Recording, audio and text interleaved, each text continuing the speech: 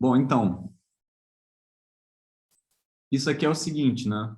Você tem lá os cromóforos, vou desenhar eles aqui, são esses sites por onde esses excitons podem se transferir, né?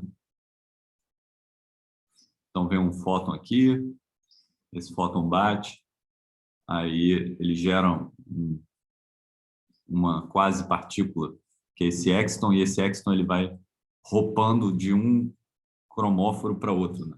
Isso aqui são moléculas de clorofila, essencialmente.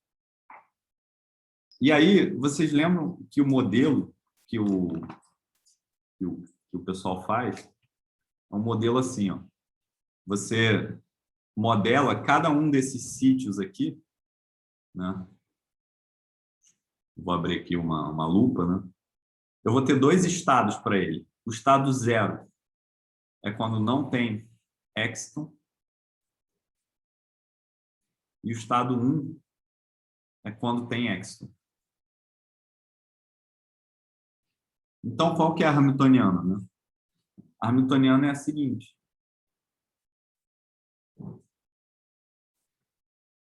Vi por H cortado, só para botar as dimensões certas. Ela é uma coisa do tipo 1/2, uma soma sobre todos os cromóforos, né? São 8 deles. E aí, essencialmente, a gente vai ter uma coisa do tipo menos a energia ômega j vezes sigma j z. Sigma j z é 1, 0, 0, menos 1. Significa que menos esse cara vai aparecer um menos aqui e um mais aqui. Isso daqui corresponde ao estado 0, isso aqui corresponde ao estado 1. E o estado 1 tem mais energia, porque o estado 1 significa dizer que tem um exciton aqui. Se tem exciton, tem mais energia ali, né? O exciton é justamente a energia que a gente quer transportar através desses sites aqui. Mais um termo somado sobre I e J, que vai ser umas constantes J e J. E aqui eu vou ter sigma I mais sigma J menos, mais o complexo conjugado, o hermitiano desses operadores. O que é esse operador aqui? Só para a gente entender isso. Sigma I mais vai ser, ele vai basicamente aniquilar um exciton. Ele vai aniquilar a ausência de exciton num site e criar um exciton, né? Porque olha só, sigma I mais aplicado em 0I, então eu não tenho nenhum exciton no site I e eu vou aplicar esse operador. Isso daqui vai me dar 1 no site I. Esse cara ele é análogo, no caso do oscilador harmônico, é análogo ao Adager, que cria um fônon, ou cria um quanta de excitação, lembra? De mecânica quântica. Só que aqui é a versão discreta, esse aqui é uma versão em dimensão infinita, esse aqui é uma versão em dimensão 2, basicamente. E o sigma J menos é o contrário, né? Ele pega um fônon no site J e aniquila ele, né? E aí, essencialmente, isso daqui significa dizer que o produto desses caras, sigma I mais sigma J menos, ele pega 0 fótons em I, 0 excitons em I e 1 exciton em J, e ele me leva isso daqui para 1 fóton em I e 0 fótons em J. Fóton, mania de fóton, exciton. Então, basicamente, esse cara daqui é um operador de hopping, que o pessoal chama, né? Hopping é salto, né? De pular. Então, quando eu aplico esse operador num estado onde eu tenho um exciton em J e nenhum exciton em I, ele vai fazer o exciton sair de J e ir para I. Ok? Tá claro isso? Alguém tem alguma pergunta sobre isso? É mecânica quântica de spins vestido num formato diferente. Mas é spin, no final das contas. Então, o que que acontece, né? Bom, eu vou numerar esses caras aqui. 1, 2, 3, 4, 5, 6, 7. Tem o 8 aí perdido em algum lugar. Aí, entre 1 e o 2, eu tenho J1, 2. Entre o 2 e 3, eu vou ter o J2, 3. Aqui eu vou ter o J... aqui é 5, né? Aqui eu tenho J5, 4. E por aí vai. Eu tenho essas conexões, né? Eu posso pensar num grafo assim, ó, onde cada nódo é um carinha, né? Um cromóforo, e aí eu tenho conexões entre esses nódos. Né? Tiago, Oi, uma pergunta. Esse hermitiano conjugado seria o Hopper inverso? seria o hop inverso. Você pode ir para frente ou para trás, né? Então, Exatamente. Exatamente. Você tem... Mas é porque, de novo, é que o hamiltoniano, ele não diz exatamente como é que é a evolução, né? Que nem o Igor falou uma vez, ele gosta de pensar, quando você tem um delta T muito pequenininho, você pode aplicar o hamiltoniano e ver mais ou menos o que ele vai fazer. E isso é uma boa forma de ver como é que a evolução acontece no intervalo infinitesimal. Mas quando você exponencia isso aqui, você pode criar, e dependendo do estado inicial, você pode criar um fluxo, né? Não é uma coisa de equilíbrio. Mas sim, isso daqui é para levar em consideração a chance que você tem de fazer o hopping contrário, né? Mas, por exemplo, esse hermitiano aqui, vamos ver rapidinho o que acontece. Se eu aplicar sigma i menos sigma j mais no estado 0, 1, aqui em i e em j, né? Isso aqui vai dar o cat nulo. Então, esse cara, por exemplo, ele não tem um efeito nesse estado aqui. Entendeu? sim, sim, Então, sim. vai depender do estado original, assim. Então, não é porque a gente tem ele que a gente vai ter a mesma chance de ir e voltar. Entendi. Bom, aí, Tati, para chegar na sua pergunta, né? O que acontece? Esses Jotas, isso é muito maneiro, essa pergunta é muito importante, talvez eu tenha passado muito rápido sobre isso no vídeo. Esses Jotas são variáveis aleatórias.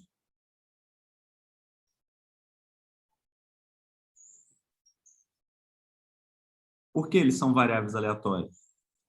Porque a natureza não é uma linha de produção, né? Não é que tem uma fábrica lá em algum lugar que todas as plantas saem idênticas, igual se você fizesse um circuito de computador, todos os circuitos de computador saem idênticos, com os transistores no lugar exato onde eles têm que estar. Um negócio sistemático, né? A natureza não é assim. A planta ela cresce totalmente desordenado, né? Depende das condições do ambiente, depende de um monte de coisa. Então, esses Jotas, eles são aleatórios. O que são Jotas fisicamente? Os Jotas estão ligados à distância que essas moléculas estão, né? Só que essas moléculas elas estão num esqueleto de proteína que depende de outras coisas. Como é que esse esqueleto ele é uma proteína, então ela dobra, né? Ela se curva sobre ela mesma. Só que depende do ambiente. Ela nunca vai parar exatamente no mesmo estado, no mesmo lugar. Então esses Jotas são diferentes para cada planta. E mesmo dentro da mesma planta, você vai ter diferente. Então, isso daqui é um sistema que tem desordem.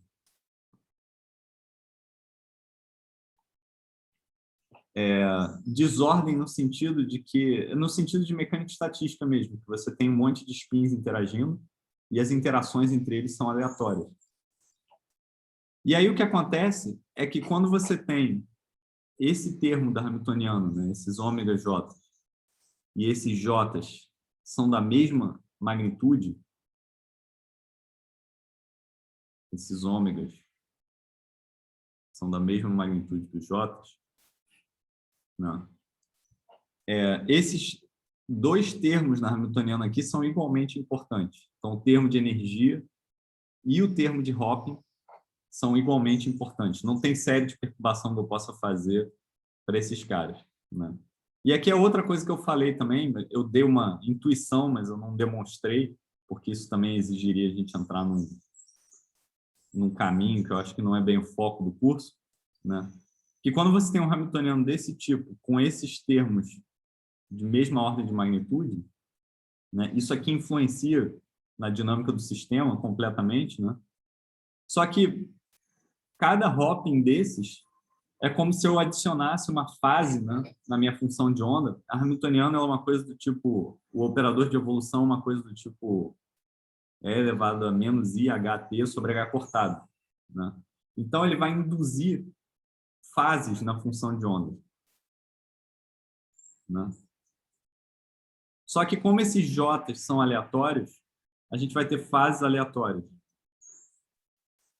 Então, quando o sistema é governado pela equação de Schrödinger, quando ele é completamente coerente, quando os efeitos de temperatura não são importantes, o hopping entre um sítio e o sítio que a gente quer botar o nosso Exton lá, ele vai ser uma superposição, uma soma de vários caminhos, né? No sentido de integral de Feynman mesmo, né? Eu posso começar num site 1 e eu quero ir parar no site 7. Aí eu tenho vários caminhos, porque aqui no meio eu vou ter o 2, 3, 4, 5, né? E por aí vai.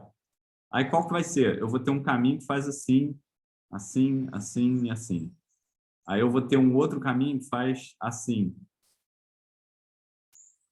Eu vou ter um outro caminho que vem direto para cá, depois vem para cá, depois vem para cá.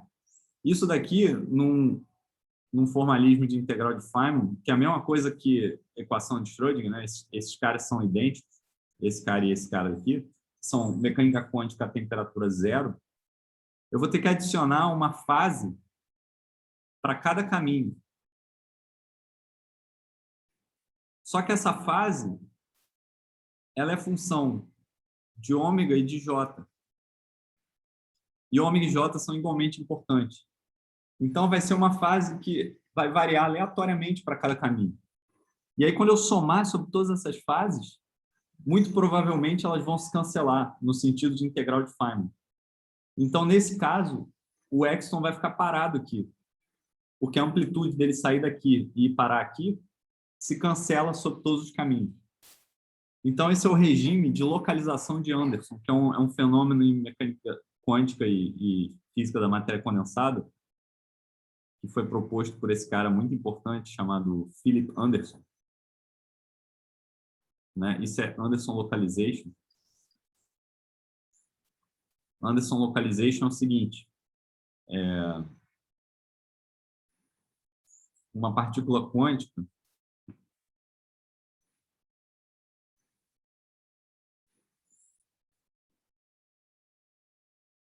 num meio com desordem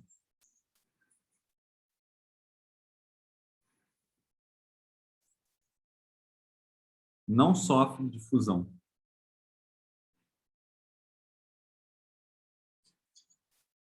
Então, vocês podem procurar sobre isso na internet, é extremamente interessante.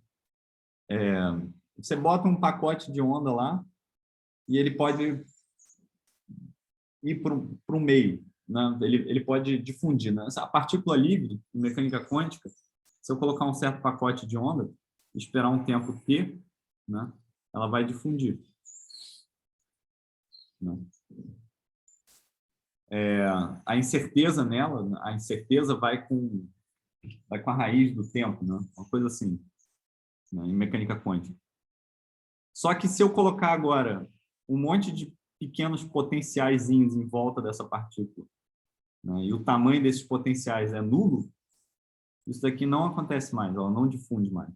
Esse é o fenômeno de localização de ondas. O pacote de onda vai ficar localizado, por isso que o nome é localização de ondas. Entendeu? E é exatamente isso que está acontecendo na planta. Quando a temperatura é muito baixa, você tem esse regime de localização aqui, né? Claro que tem um pouquinho de, né? Isso tudo depende da conta, né? Assim, Não tem como a gente falar que não vai esparramar nenhum Exton para lá, porque a gente não fez a conta. Mas, assim, os caras fizeram a conta e realmente é reduzido a eficiência de transporte, né? Mas conforme você começa a aumentar a temperatura, você começa a dar calor para esses Extons, né? Aí você pode ver de duas maneiras, ou você pode ver, são equivalentes. Você está dando energia para o Exton, você está empurrando ele aleatoriamente, dando calor, então ele vai ter uma ajudinha, né? Ou você está saindo do regime onde isso aqui vale. Isso aqui deixa de valer, porque agora você tem que incluir outros termos devido à temperatura, termodinâmica do sistema. E aí eles observam que essa eficiência ela sobe. E aí, se você der temperatura demais, né, temperatura e energia desordenada, o Exton ele vai para não importa onde, né? O caráter direcional da interação, que é dado pelos valores microscópicos desses J's aqui, né? Aliás, isso é uma outra coisa que é interessante.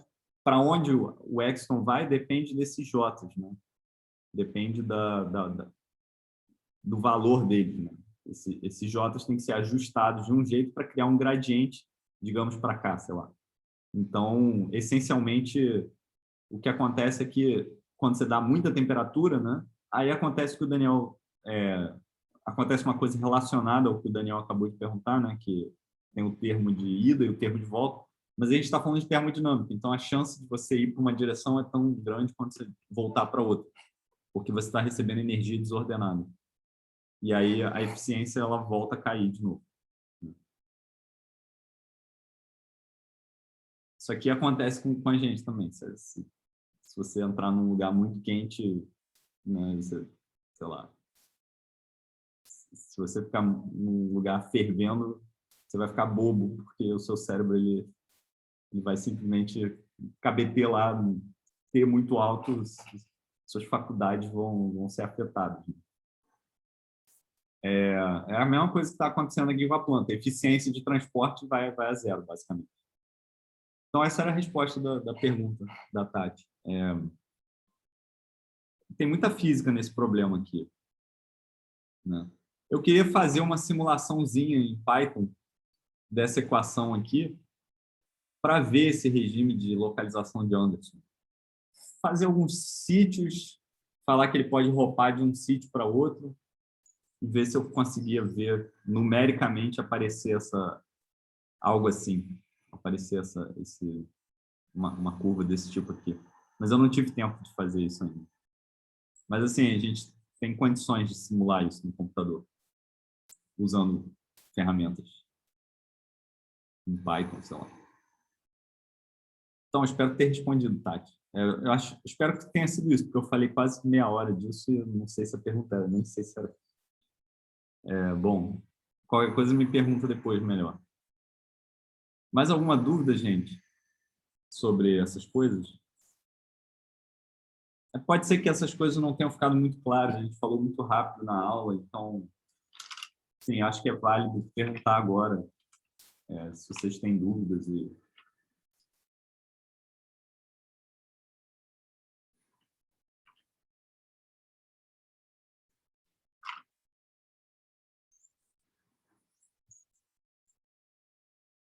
Bom, se ninguém tem dúvida, então vou começar a discutir o que eu queria falar hoje. Acho que vai ser rápido hoje. Eu separei basicamente alguns papers para mostrar para vocês hoje, para fechar essa discussão de biologia quântica, que acho que a partir de semana que vem a gente deve mudar de assunto, sair de coisas puramente quânticas, não que coisas quânticas não possam aparecer, mas acho que essa vai ser nossa última aula puramente quântica na biologia. Assim. Então, o que eu queria hoje era mostrar alguns artigos que eu achei interessantes.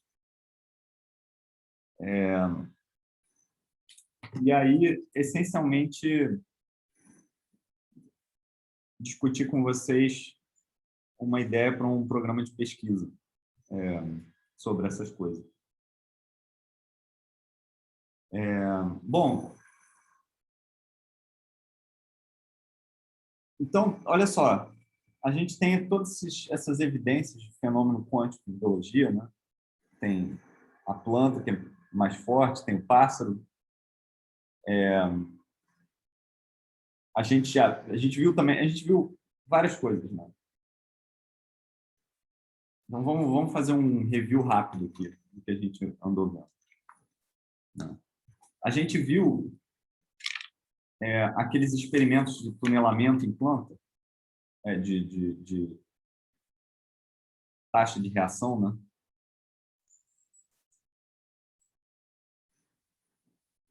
Em função da 1 sobre a temperatura aqui. E aí a gente viu que esse cara, ele segue uma curva que tem um comportamento assim, né? Então, ela cai assim. Né? Isso é aquele experimento de DeVolt e Chance.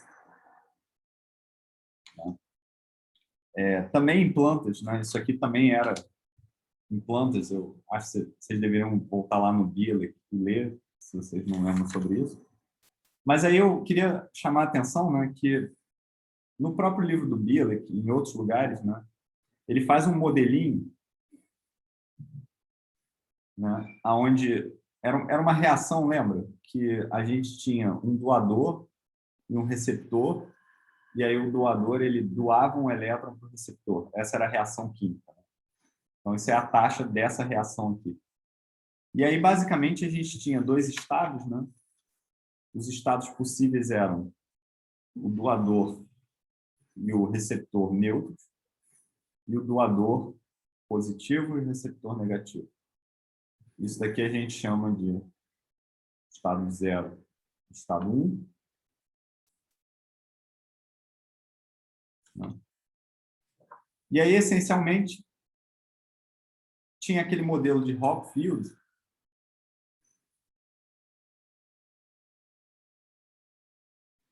onde ele propõe um Hamiltoniano, que é uma coisa assim, é uma energia sobre 2, sigma z, mais um termo de Hopf, sigma x. Isso aqui é o termo que faz você mudar do estado 0 para o estado 1, mais um termo de oscilador harmônico, mais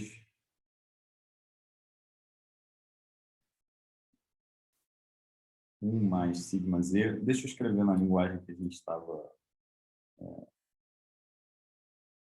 Isso daqui vai ser 0, 0, produto tensorial, um potencial do estado 0, função de Q, mais um produto tensorial, um potencial do estado 1 em Q. Então, esse é um modelo, né, que eles chamam de spin boson. Essencialmente, esse cara daqui, assim, o potencial ele é assim, ó.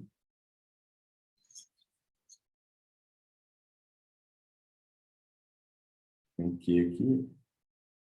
Esse é o potencial 1 e esse é o potencial 2. Perdão, V1 é esse, e esse aqui é o V0. Então, essencialmente, isso aqui diz o seguinte, olha, dependendo do estado da reação, né, a molécula ela vai ter uma energia, né, diferente.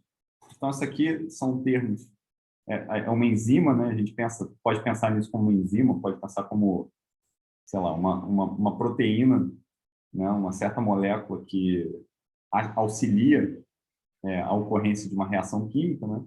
E essa reação química, a gente pode fazer um modelo onde a gente tem os estados de spin, né? São dois estados possíveis, um é produtos e outros são...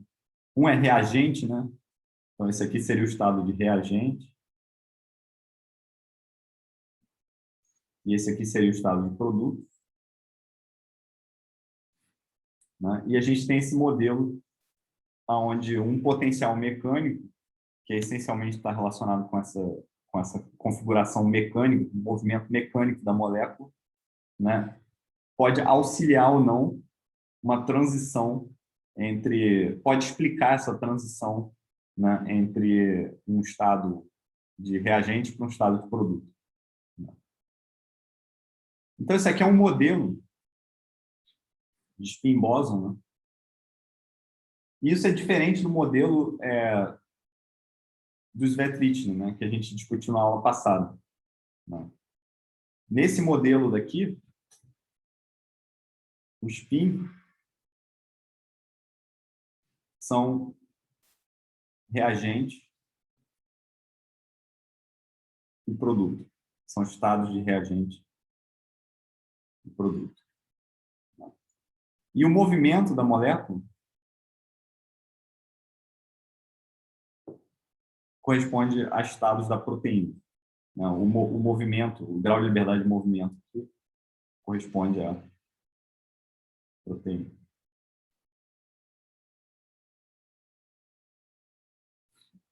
Isso aqui contrasta com aquele modelinho que a gente viu na aula passada, que é o modelo de Svetlichny.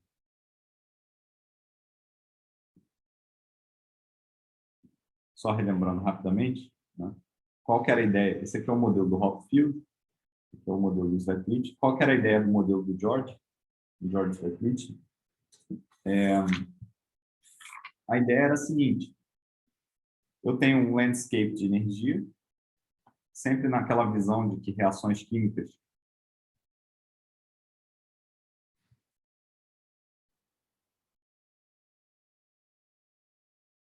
eu vou ter uma reação, coordenada de reação aqui, e aí eu vou ter dois estados possíveis. Esse estado aqui é reagente, e esse estado aqui é produto, e a reação ela pode acontecer por tunelamento quântico sobre essa barreira. Só que o George ele considera, né, essa curva, esse potencial aqui, é se a molécula estiver num estado de conformação C1. Se ela estiver num estado de conformação C2, ela muda essa curva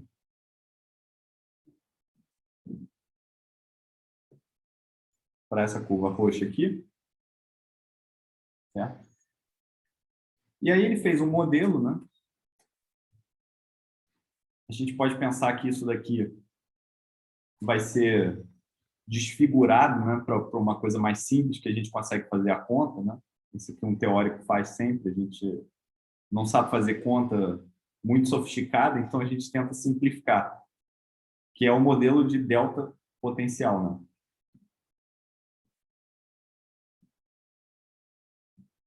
Que a gente sabe resolver de mecânica quântica 1, que é uma coisa simples de fazer. Só que é um modelo de potencial delta especial que ele propõe. Aliás, eu tenho uma errata sobre a aula passada. Na aula passada eu falei uma coisa que não era correta sobre esse modelo, que eu quero corrigir agora, né? A primeira coisa, eu falei que tinham duas barreiras de potencial, mas é uma barreira só, um potencial delta, assim, né? E esse daqui é o V, a conformação delta aqui. Mas ele pode mudar para a conformação 2, e aí na conformação 2 ele é um potencial delta menor. Esse é o V2 delta aqui, né? Eu tinha desenhado uma coisa assim, ó, na aula passada. Estava errado isso, tá? Estou corrigindo agora. Isso aqui não é a coisa certa. A coisa certa é essa. É que a gente vai ter uma equação de Schrödinger, né? O nosso estado quântico ele vai ser função da coordenada de reação e ele vai ter funções de onda, psi de Q com conformação 1, função do tempo, psi de Q com conformação 2, função do tempo, né? E isso daqui satisfaz uma equação que é I psi ponto igual a menos 1 meio psi, duas linhas, linha derivada em relação à posição, mais um termo de energia que diz respeito às conformações, mais um termo de interação, que é essa matriz V, vezes o potencial delta de Q, aplicado no estado completo do sistema. Então, isso aqui seria uma hamiltoniana do sistema, isso daqui seria uma hamiltoniana de interação. E aí, esse V é uma matriz que diz qual é a força do potencial, dependendo se você está num estado de conformação ou outro, né? No nosso caso, ele é uma matriz diagonal assim. Né? Isso daqui significa que eu estou no estado conformacional 1 e aqui eu estou no estado conformacional 2.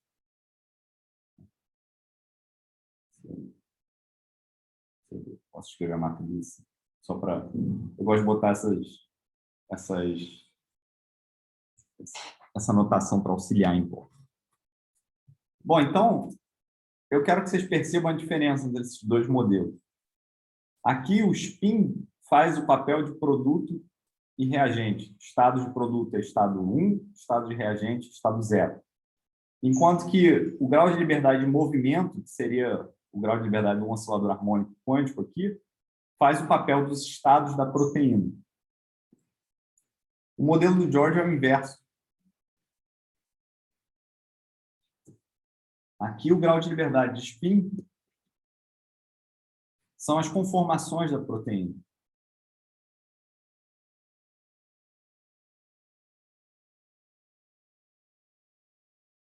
E aqui o grau de liberdade de movimento quântico, né, é a coordenada de reação. Que significa dizer reagentes e produtos.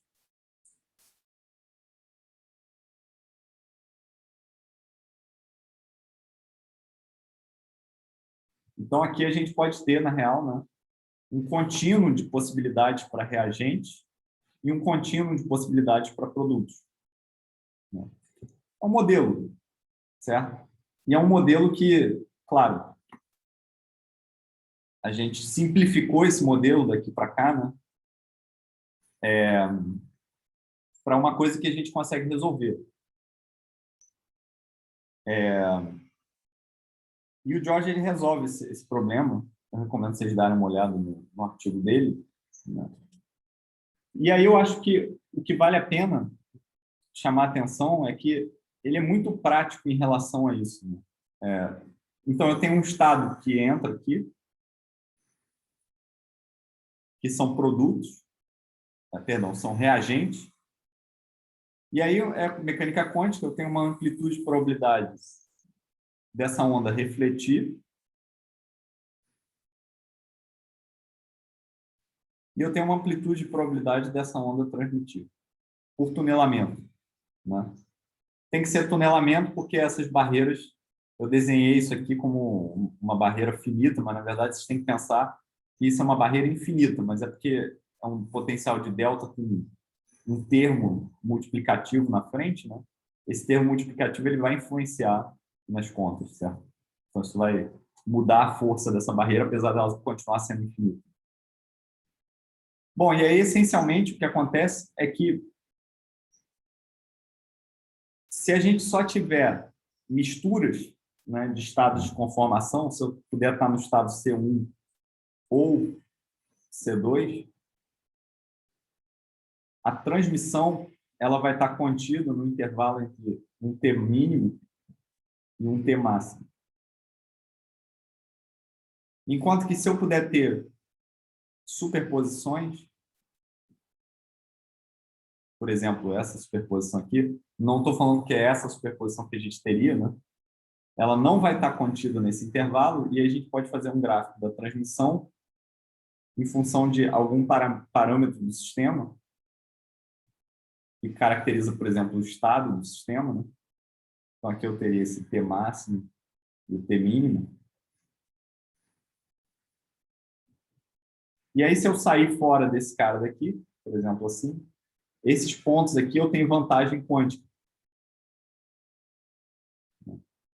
E aí esses pontos aqui você consegue mostrar que se você tiver um estado de superposição, ou seja, que a função de onda não é zero em uma dessas duas componentes, ou essa componente é zero, ou essa componente é zero, você tem essas vantagens. Você pode ter vantagem, você pode ter um tunelamento mais forte ou mais fraco do que você teria se você tivesse uma mistura estatística de estados de conformação. Mas vocês percebem a diferença entre os modelos? Aqui o spin é o estado conformacional da proteína e o movimento é a coordenada. Aqui é o contrário, né? Queria chamar atenção para isso. Certo? Alguma dúvida, gente, sobre isso?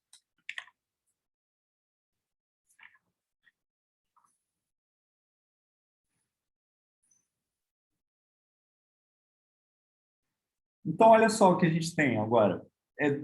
É uma mecânica quântica de sistemas acoplados, onde você pode ter feedback de um sistema para outro, né? Então, essencialmente, aqui, por exemplo, o spin fala com o movimento fala com o spin, de acordo com a prescrição desse hamiltoniano aqui, né? Aqui também.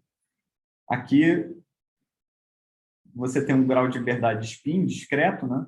Falando com o movimento e vice-versa, né? Então, é um tipo de sistema quântico que a gente nunca estuda, né, nos nossos cursos. A gente raramente acopla. Bom, mais ou menos. Isso aparece em mecânica quântica. Quando a gente estuda a interação de Van der Waals.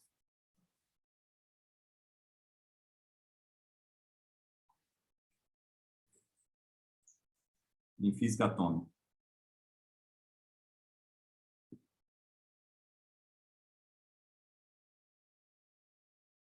Como é que é a interação de Van der Waals? Vou lembrar vocês. Lá em física atômica a gente viu isso. Eu tenho entre duas moléculas ou entre dois átomos, né, uma distância r, eu tenho um potencial de interação que tem uma perturbação. Só que essa perturbação, né, eu vou chamar esse aqui de átomo A e esse aqui de átomo B, ela escala com o produto interno entre os spins do átomo A e do átomo B. Né? E aí, se eu considerar que esses caras têm spin meio, esse número daqui, ele é positivo para estados tripleto e negativo para estado singleto.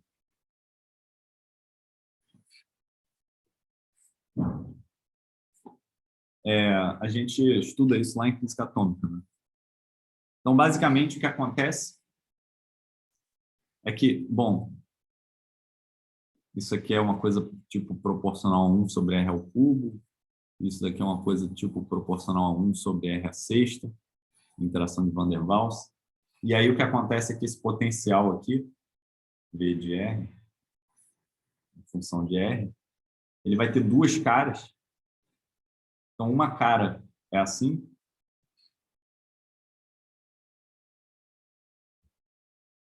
para singleto,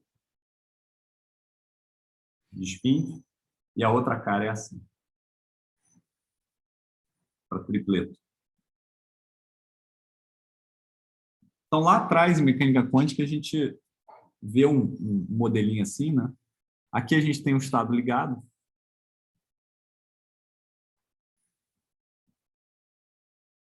Né? Por isso que, se você olhar nos livros de física atômica, né, o pessoal vai falar, então, quando você tem uma molécula diatômica de spin meio, né, cada carinha tem spin meio, o estado ligado é tal que o estado de spin é singleto. É por isso. É porque você tem essas interações de Van der Waals, você faz a conta, né? E ela acaba com essa forma aqui, com esse spin, esse produto escalar de spins. E a única forma de você ter um estado ligado desse potencial é se ele estiver num estado singleto. Então, assim, isso aqui aparecia lá em mecânica quântica, mas aparecia meio tangencial. Assim. Agora a gente está querendo conectar graus de liberdade internos, né, com um grau de liberdade externo de movimento. E reparem que a gente agora está livre, né? Isso aqui é coordenadas generalizadas em esteroides. Você pode basicamente falar que o seu grau de liberdade interno é um spin, tudo bem? Ele é spin nuclear, ou spin atômico, né? Spin eletrônico. Ou você pode falar que o seu grau de liberdade interno são conformações de uma molécula. Ou você pode falar, se você quiser ainda, que o seu grau de liberdade interno são estados possíveis de uma reação química, então reagente ou produto. Então, assim, vocês têm que pensar que o que a gente tem agora é uma caixa de ferramentas com várias tintas aqui. Cada modelo desse aqui é uma ferramenta, né? E aí você pinta o seu modelo do jeito que você quiser. Posso fazer uma coisa assim, ó, misturando esses conceitos todos, né? Você vou pegar um spin aqui, isso vai modelar o meu produto e reagente, vou pegar um oscilador harmônico, isso vai modelar o meu... A gente é livre para escolher o modelo que a gente quiser, desde que ele faça sentido fisicamente, né? Claro, e desde que ele explique as coisas. Então, eu queria chamar a atenção para a diferença entre essas três coisas aqui, para vocês antenarem. Essas coisas são ferramentas que a gente tem, que a gente construiu, que agora a gente pode pegar e aplicar de algum jeito. Desde lá de mecânica quântica, de física atômica. Desde lá atrás.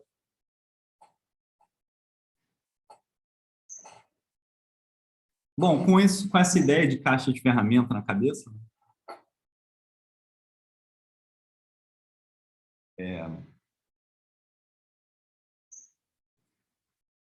eu agora queria motivar a seguinte pergunta.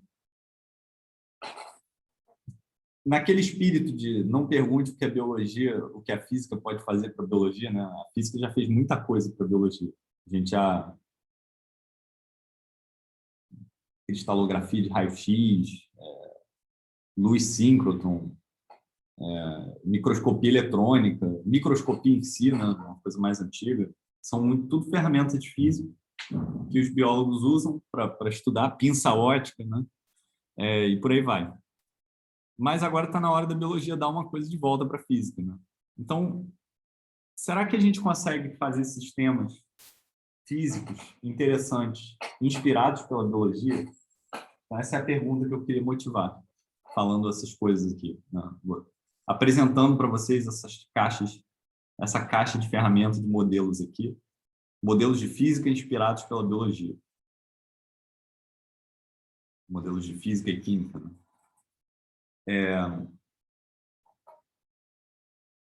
Uma pergunta genérica, né, que eu queria propor será que a gente consegue inspiração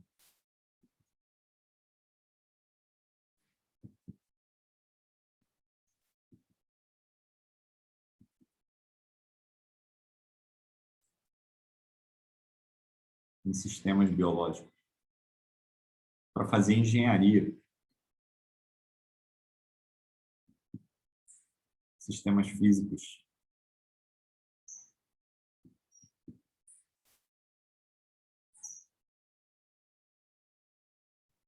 Interessante.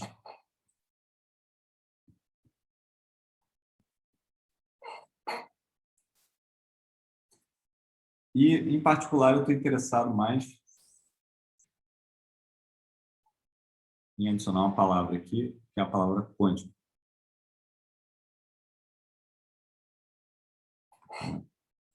Será que a gente consegue olhar para a biologia, ver exemplos, né?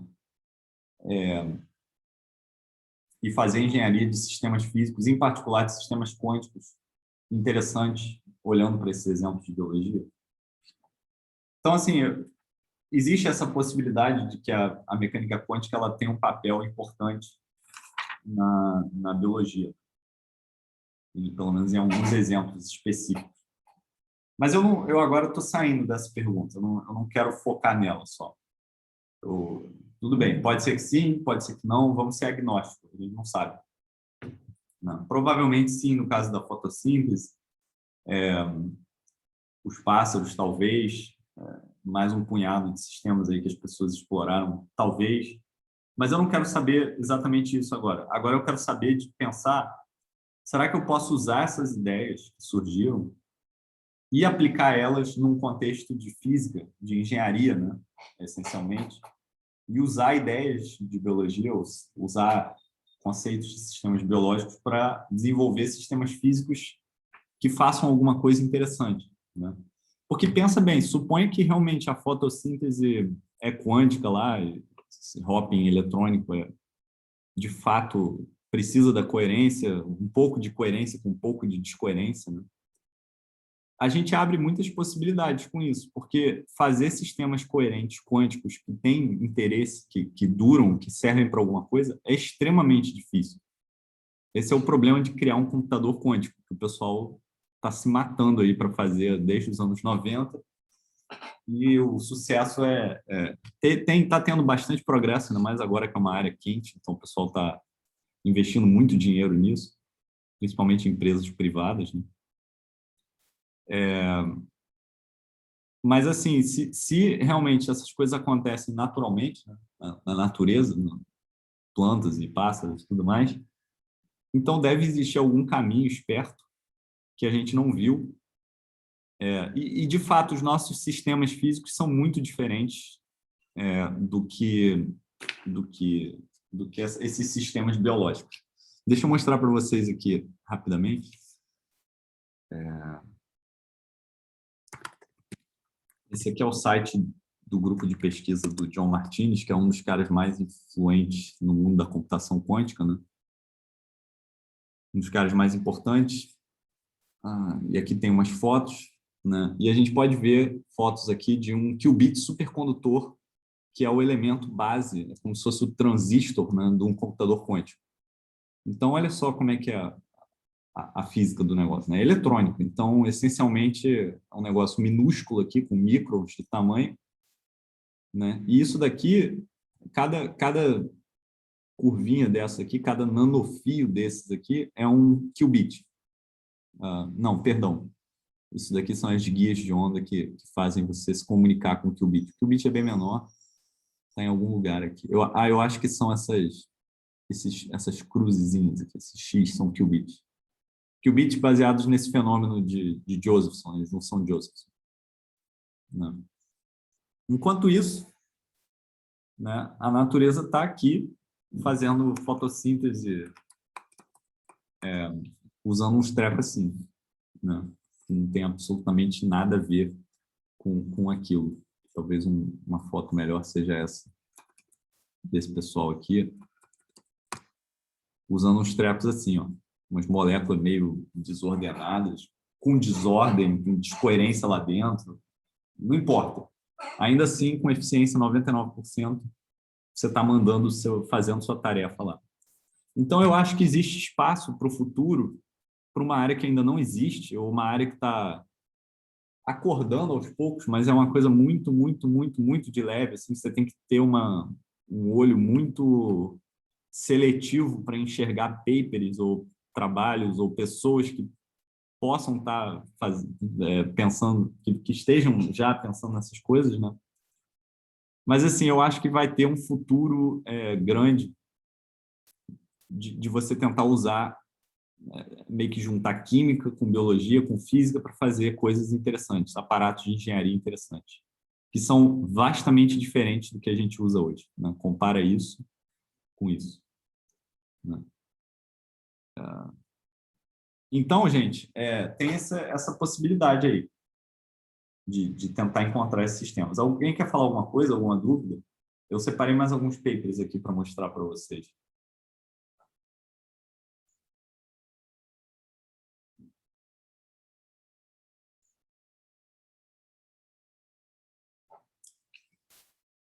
Isso é uma pergunta muito genérica, né? Muito grande.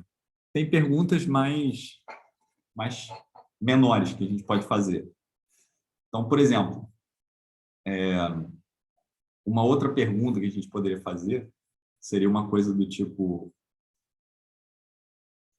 será que a gente consegue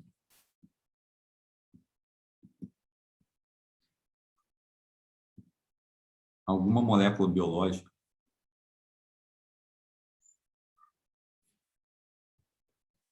que, uma vez que a gente resfrie elas,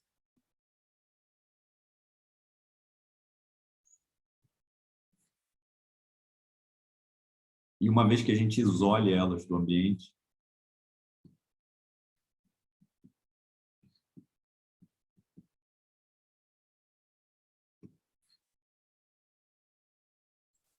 elas exibam fenômenos quânticos interessantes?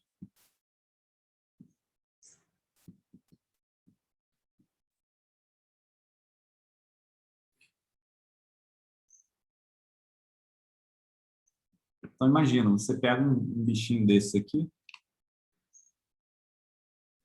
uma molécula dessas, você isola ela do ambiente, bota ela num criostato, e aí você manda luz lá, pode mandar a sua espectroscopia, é livre, faz o que você quiser. E aí você observa algum fenômeno quântico não trivial interessante, né? Por exemplo, aqui, a gente resfria esse complexo FMO e você observa uma redução na eficiência, né? Isso meio que já é isso. Você induz um regime onde a temperatura é baixa, né? Onde o dephasing rate é baixo, né? E aí isso exibe localização de Anderson, que é um fenômeno quântico muito interessante, né? Então, essa pergunta ela vai além disso, mas isso daqui já é um exemplo que a gente pode pensar assim, né? Se a gente se colocar nessa, nessa mentalidade, né? Então, será que eu consigo encontrar exemplos na natureza que a temperaturas baixas, talvez não tão baixas assim, né? Esses sistemas de computação quântica, eles operam a uma temperatura de milikelvin, né? Talvez microkelvin, eu não lembro agora, mas temperatura de refrigeradores de diluição, né? Que é extremamente baixo. Aqui a gente está falando de 100 Kelvin, que é um inferno comparado ao ambiente onde esses caras vivem. Se você botar esse cara aqui a 100 Kelvin, ele não atinge nem a supercondutividade, que é o que ele precisa, é o pré-requisito básico para ele começar a funcionar. Então, será que a gente consegue pegar sistemas que a temperaturas baixas, mas ainda assim temperaturas baixas moderadas, a gente consegue exibir comportamento quântico interessante nesses sistemas? Um exemplo, uma busca que a gente poderia fazer seria, por exemplo, usando esse modelo de Svetlitny aqui. Será que a gente consegue um sistema biológico que eu posso modelar como esse, não exatamente um potencial delta, talvez, mas como um potencial duplo desse tipo aqui, fazer um modelo de sistemas quânticos abertos, né? Então, seria um sisteminha onde você pode, por exemplo, roubar um elétron de um sítio para outro, né? Ou transferir um elétron de uma molécula para outra, né? Uma reação química simples, aonde, se eu tiver a possibilidade de ter estados de superposição da molécula, eu consigo ter um tunelamento maior ou menor do que o melhor tunelamento que a gente consegue com misturas estatísticas, né? Mesmo que eu tenha que abaixar a temperatura e isolar o sistema, não importa, não importa. Só fazer isso, mostrar que isso é possível, que você pode chegar na natureza, pegar uma molécula dessas, né? Colocar ela numa temperatura baixa e fazer esse tipo de experimento, certamente isso já seria uma nature, uma science, sei lá, uma coisa muito importante, assim, né? Eu falo nature science, mas meio que vender alma para o diabo isso, mas seria um projeto muito interessante, assim. Não precisa ser uma coisa assim, provei que a biologia usa a mecânica quântica de um jeito essencialmente fundamental, não tem como escapar, tem que ser quântico. Isso é ótimo, isso é muito maneiro, mas é muito difícil. Eu estou falando aqui de outra coisa, eu estou falando da gente pegar sistemas biológicos e tentar usar eles ou se inspirar neles para fazer coisas interessantes em mecânica quântica, né?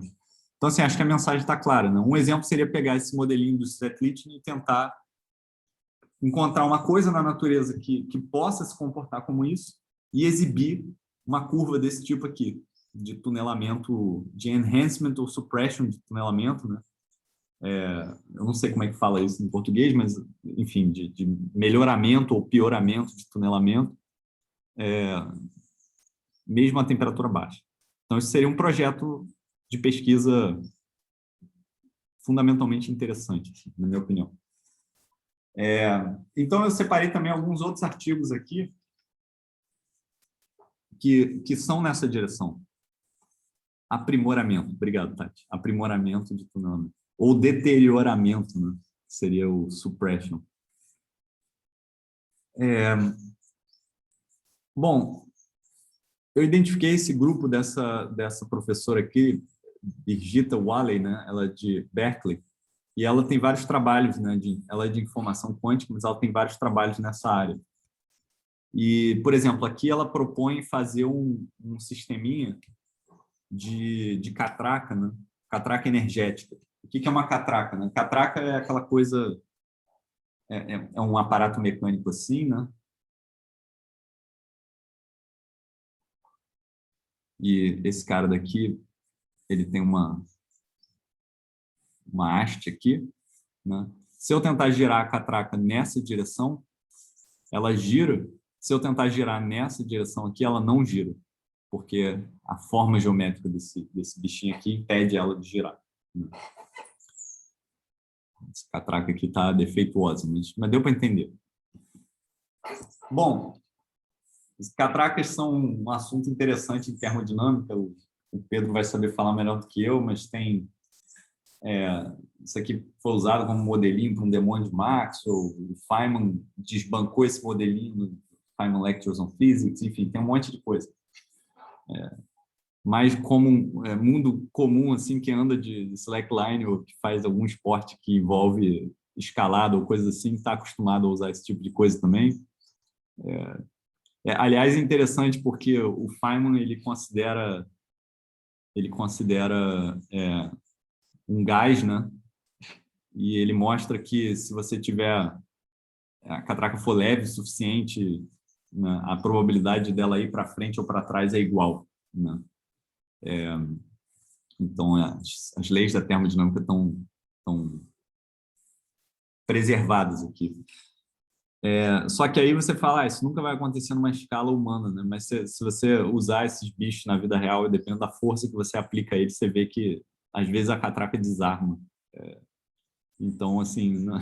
Tudo é uma questão de escala, né? Da perturbação que você dá. Tipo, se a catraca for uma catraca mesoscópica ou microscópica e estiver batendo moléculas lá, ela pode abrir, ela pode ser... A pressão desses objetos é importante.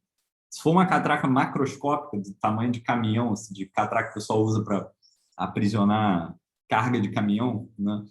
E a perturbação, né? A molécula que está batendo nela for uma pessoa, aí pode ser que ela desarme. Então, assim, é interessante a física das catracas. Então, uma catraca energética seria uma coisa mais ou menos assim, né? A energia ela pode fluir numa direção, mas ela nunca pode fluir na outra. Então, isso aqui não acontece. E aí, esse pessoal daqui, ele propõe a construção de catracas usando esses complexos FMO, catracas energéticas. Então, tem toda uma análise teórica aqui, que depois vocês podem ver. E aí, em algum momento, ela menciona isso. Ela fala, olha, pode ser que a coerência seja importante nas plantas ou não, mas pode ser também que a gente construa um sistema artificial onde a coerência quântica de fato é importante para o transporte de energia, né? Artificialmente construído. Tudo bem, é engenharia.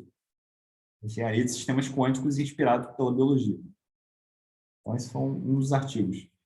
Se vocês quiserem dar uma olhada, é bastante interessante. Outro artigo nessa direção também é esse aqui. Design Principles and Fundamental Trade-offs of Biomimetic Light Harvesting. Mesmo grupo, né, da Birgitta Walley, E aí eles propõem o seguinte, eles falam, olha, a gente tem conhecimento de química sintética, né? Em química sintética, você consegue posicionar moléculas com angstroms de distância, é reação química, você tem jeito esperto de fazer isso, né? E aí eles propõem a construção de um sistema que, que, que transforma a energia solar nesses excitons e transporta esses excitons numa direção específica, né?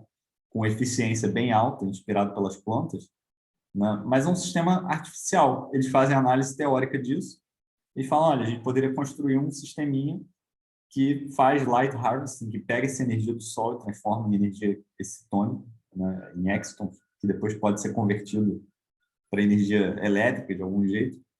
E aí, essencialmente, usando as técnicas que as plantas desenvolveram, né?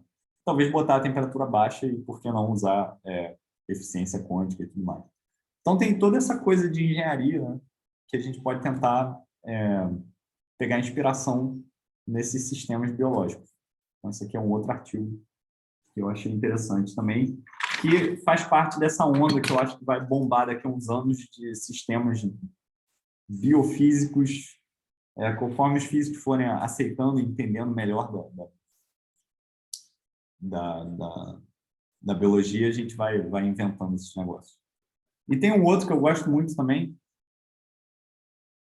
que é esse aqui. Eu estava procurando se ele foi publicado em algum lugar. Ele saiu no Archive ano passado, mas eu ainda não vi onde ele foi publicado. Eu acho que ele ainda não foi publicado. Mas eu acredito, assim, acredito que é um paper teórico, então tudo bem, pode ser que esteja quente, seja bom, ou pode ser que seja meio otimista demais, isso pode acontecer. Mas eu achei a ideia tão sensacional que eu vou falar para vocês. É Bio-Inspired Sunlight Pumped Lasers. Então, qual que é a ideia aqui? Os caras pegam a bactéria roxa, né, que é muito estudada nesse contexto de fotossíntese, with a suitable engineered molecular dimmer composed of two strongly coupled chromophores. Então, essas moléculas cromóforas, né, clorofila, por exemplo, elas são um sistema quântico que você dá energia, elas oscilam e elas podem florescer, elas emitem luz. Então, a proposta dos caras é fazer um sistema tipo FMO, que pega energia solar, transforma em exciton, esses excitons vão num dímero dessas moléculas, né? E eles induzem lasing dessas moléculas. Então, você entra com luz solar, estado termal, altamente misto, e você sai com um laser do outro lado, um estado coerente, né? Então, é um Bio-Inspired Sunlight Pumped Lasers, literalmente. Então, eu achei muito maneiro isso. Não deixa de ser se você olhar do ponto de vista de informação quântica, né? Não deixa de ser uma máquina quântica que está purificando um estado. Você está entrando com um estado termal e saindo com um estado puro. É incrível. É uma máquina quântica, se você parar para pensar. Então, tem todo um modelo aqui, todo mundo parte desse modelo do Aspurugusic cephalóides, mesma coisa. Tem modelos teóricos, os teóricos que estão de plantão aí. E aí ele mostra que em determinado regime pode ser que tenha lasing. Eu gosto de identificar o plot mais importante dos papers. Eu acho que o plot mais importante é esse aqui. Essa é a potência que sai em função de parâmetros do sistema, em função da concentração de alguma coisa. Enfim, os detalhes eu vou deixar para quem quiser ler depois. Mas, assim, a ideia é essa, né? Perdão, acho que o plot mais importante é esse aqui. Ele constrói a máquina dele, pelo menos no papel, teoricamente. Então, a ideia é essa. A ideia é você usar esses sistemas biológicos, fazer uma maquininha quântica cujo estado que ela gera no final é um estado puro, ou quase puro, né, de luz. É um laser, né? Um estado coerente. Então, eu achei isso também fantástico. Então, tem essas coisas. E tem também... Eu comecei a entrar nessa área porque eu me interessei por isso, né? Por esses modelinhos, né? Na verdade, a coisa foi ao contrário, né? Eu tenho interesse em informação quântica e correção de erros quânticos e coisas e tal. E aí eu já há vários anos que eu venho estudando esses códigos de correção de erro um pouco, assim, meio que de canto, assim. Eu acho interessante como você consegue corrigir erros quânticos. Você pegar um estado quântico, ele vai mudar por interação com o ambiente, então ele vai sofrer descoerência, ele vai para um estado misto, mas tem como você purificar ele de volta, né? Corrigir os erros, né? Você pega essa entropia que o seu estado adquiriu e você direciona ela para um outro sistema auxiliar, essencialmente uma máquina quântica. Você pode ver um código de correção de erros dessa forma. E tem vários tipos de código de correção de erros. Tem correção de erro intrínseca, que você não precisa fazer nada, né? Como se fosse correção de erros de spins numa memória magnética no computador. Se um spin flipar, ele flipa de volta, porque os outros spins em volta coletivamente agem sobre ele para ele continuar apontando na mesma direção. Mas correção de erros quântica é um pouco mais sofisticado, né? Mas tem lá os códigos de correção de erro topológicos, tem códigos de correção de erro ativos, que você vai medindo os seus qubits no seu computador quântico e você tenta encontrar erros e corrigir eles ativamente, né? Também pode ser visto como uma máquina, um sistema de feedback quântico ativo.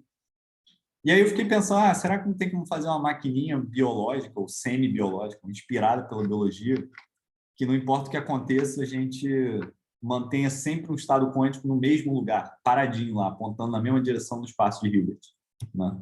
E essa é a ideia por trás desse artigo aqui que eu escrevi recentemente, Molecular Machines for Quantum Error Correction. Então, eu fiz um desenhozinho de uma molécula, uma máquina molecularzinha, que tem um estado de grau de liberdade interno desses spins aqui, e que isso está acoplado com o movimento, né, e com as forças que esses átomos exercem uns sobre os outros. E aí a ideia essencial, quem quiser ler o paper ou ver a apresentação que eu botei lá no YouTube há umas semanas atrás, né, a ideia básica é que quando um erro acontece, isso muda as forças entre as moléculas e isso força elas a um aparato que corrige esses erros, né? Então tem toda uma análise, aqui tem uma proposta conceitual da coisa e depois tem toda uma análise teórica, porém voltada para experimentos, né, que eu procuro implementar esse sistema em átomos de Rydberg. Então, é uma plataforma para você fazer sistemas de informação quântica, muito estudada hoje em dia. Então, eu entrei nessa área por isso, assim. Então, a gente pode enxergar isso aqui meio que como esse modelo do Hopfield, né? Se a gente quiser. No modelo do Hopfield, lá em cima, né?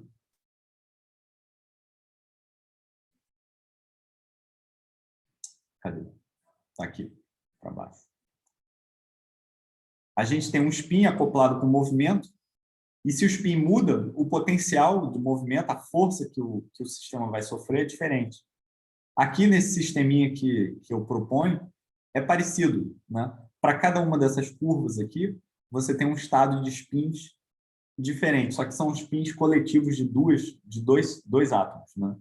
Então, um estado coletivo de spin para dois átomos. Então, dependendo do estado, se você tiver num estado psi+, são estados definidos de informação quântica, para quem não conhece, né? Ou psi-, que é o singleto, ou φ+, e φ-, você tem potenciais mecânicos diferentes, né? E quando um erro acontece no spin, esses potenciais mecânicos eles mudam, né? E eles mudam de forma a forçar, eles causam uma força no átomo e empurram o átomo para um lugar onde esses erros são corrigidos. Tem uma figura aqui que é mais realista, né? Então, tem aqui dois átomos aprisionados, né? Eles interagem, parte do aprisionamento de um átomo é devido à presença do outro, né?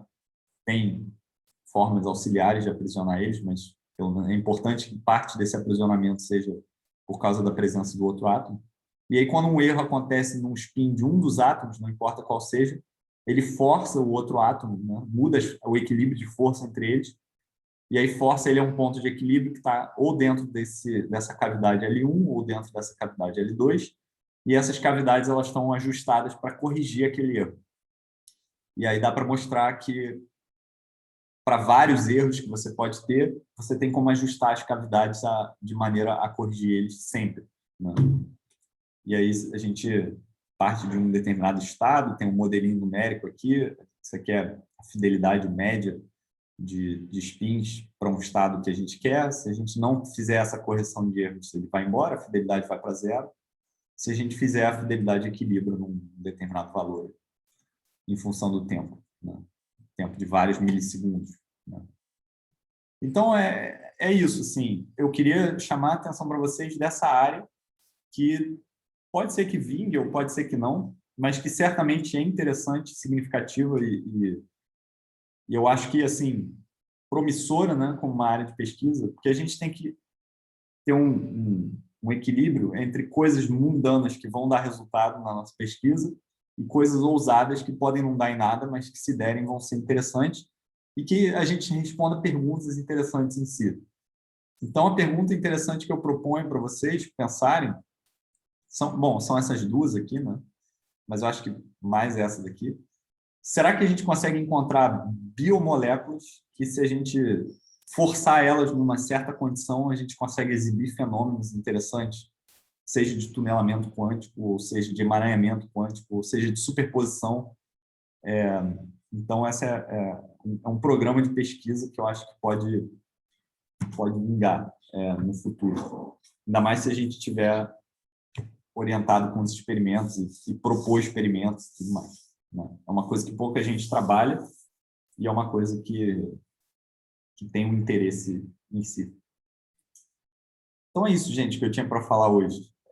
Foi uma aula mais de dúvida e de mostrar papers e ideias, mas acho que é importante de vez em quando, assim, a gente falar sobre isso. A minha escolha de discutir essas coisas quânticas foi totalmente um viés pessoal, porque eu queria estudar essas coisas, então eu botei no curso. Mas, assim, a gente está deixando, por enquanto, de fora toda uma parte de máquinas moleculares, onde termodinâmica clássica é importante, né? O Pedro mandou para a gente um paper que fala sobre a acurácia com a qual uma máquina térmica, né, uma máquina biológica dessas, consegue exercer uma determinada tarefa versus a entropia do sistema. Enfim, tem essas relações de incerteza, né, que a gente não discutiu, mas que são certamente muito interessantes. Isso pode ser um projeto no final. E, aliás, é isso. Outra coisa que eu ia propor para vocês é o método de avaliação. Eu tenho pensado sobre isso, né? E eu acho que o método de avaliação mais interessante que a gente pode ter é de projetos de fim de curso, onde a gente vai fazer vocês vão fazer, né, uma avaliação que é dividida em dois. Metade da avaliação vai ser um projeto, um paper, não um paper publicável necessariamente. Se for publicável, ótimo, vocês podem publicar e vai ser bom para vocês, mas pode ser um essay, né? um ensaio, assim, um texto. Menor que 10 páginas, sei lá, uma coisa simples. Assim. Mas que pegue um problema específico, uma área específica, um tópico do curso e leve esse tópico adiante. E desenvolva, e tem que ter uma quantidade de conhecimento bastante firme, não nulo, né? Então, escrever uma mini tesezinha sobre algum tópico do curso, isso vai valer metade da nota. Vocês vão gerar um PDF com a descrição lá das contas e tudo mais que vocês fizerem. E a outra metade, uma apresentação, que seria a defesa dessa tese. Então, vocês vão ter que defender isso no fim do curso, né? A gente está mais ou menos na metade do semestre, eu acredito. Então, tem bastante tempo para a gente pensar nisso. E os tópicos eu vou sugerir para vocês. Eu já comecei a separar aqui vários tópicos que a gente pode fazer. São projetos, né, de fim de curso. Nos assuntos que a gente estudou ao longo do curso. Então, tem assuntos de redes, né, tem assunto de vida em número de Reynolds baixo, máquinas moleculares, biologia quântica, evolução. Então, assim, eu tenho alguns projetos aqui, eu vou mandar isso para vocês quando estiver mais estabelecido, né? Provavelmente nas próximas semanas. Mas a ideia é que cada um desses tópicos tenha um lugar onde você possa começar, entendeu? Um site, ou um paper, ou um vídeo, uma aula.